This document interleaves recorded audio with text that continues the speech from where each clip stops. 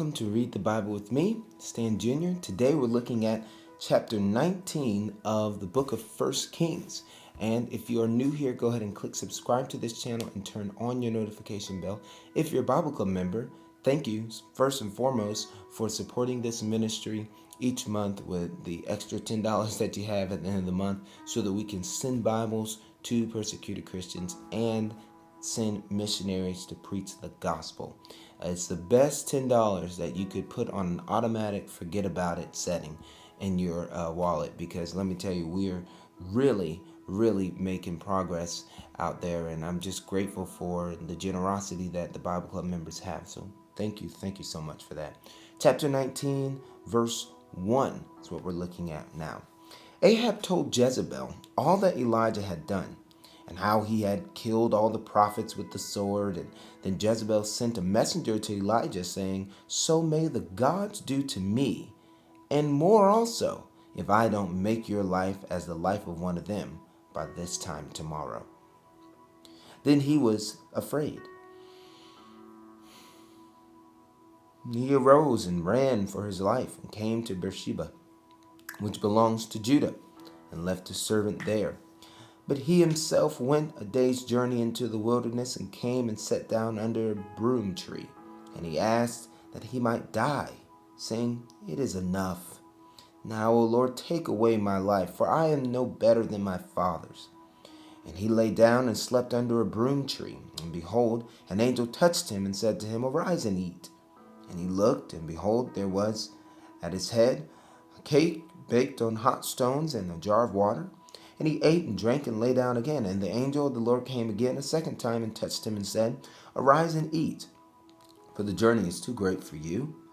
And he arose and ate and drank and went in the strength of that food 40 days and 40 nights to Horeb, the mount of God. There he came to a cave and lodged in it. And behold, a word of the Lord came to him, and he said to him, "What are you doing here, Elijah?" And he said, "I have been very jealous for the Lord, the God of hosts, for the people of Israel have forsaken your covenant, thrown down your altars, and killed your prophets with the sword.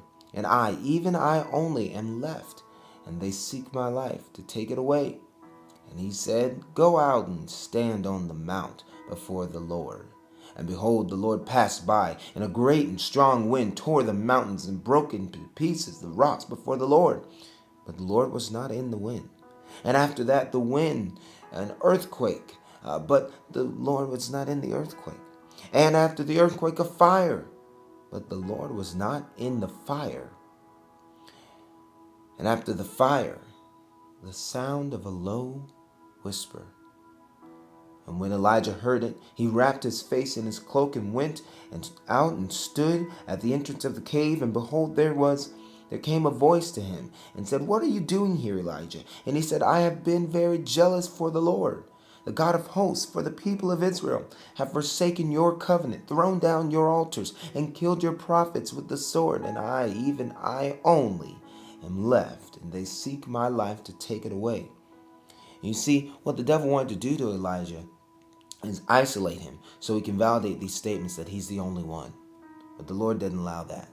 And the Lord said to him, "Go, return on your way to the wilderness of Damascus, and when you arrive, you shall anoint Hazael to be king over Syria, and Jehu the son of Nimshi you shall anoint to be king over Israel, and Elisha the son of Shaphat of Abel Meholah you shall anoint to be prophet in your place, and the one who escapes from the sword of Hazael shall Jehu put to death.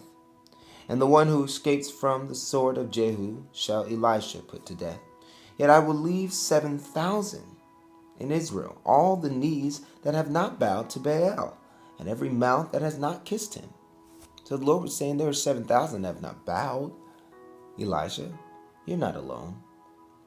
So he departed from there and found Elisha, the son of Shaphat, who was plowing with 12 yoke of oxen in front of him, and he was with the 12th. Elijah passed by him and cast his cloak upon him, and he left the oxen and ran after Elijah and said, "Let me kiss my father and my mother, and then I will follow you." And he said to him, Go back again, for what have I done to you?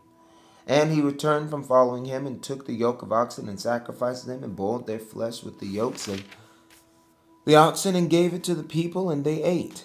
Then he arose and went after Elijah, and assisted him. Now, this is very important because, you know, the Lord pretty much fired Elijah and told him to train his replacement because of his fear, his doubt, his unbelief in God, thinking that he was the only one, self-pity, you know. And so we get like that sometimes. When we get in fear, we start asking God, why does this have to happen to me? Why do I have to deal with this? Why do I have to go through this? You know, and it's hard not to ask that question and to question God about. You can ask God questions, but you shouldn't question God. Questioning God means when he's already given you an answer in his word, you start asking him, why does that have to be the case? Well, asking God a question is before anything's happened, you're saying, Lord, why does this things happen to me or to people? You get what I'm saying? So after he's given his answer, though, to question him and say, why does it have to be this way? Or why did you answer that way? Now you're getting into a little dangerous territory, questioning God. So God is gracious to us, but he will replace us. Don't ever think that you're so special that God can't use somebody else. He will replace us. Stay humble, and then the Lord will continue to work in your life. That was chapter 19 of the book of 1 Kings. I pray that was a blessing to you. Thank you for reading the Bible with me every day. This is going to change you slowly but surely. Allow your life to be mended into the Word of God. God bless you, and I will see you soon. Next time I see you, we'll be reading chapter 20. All right? Peace.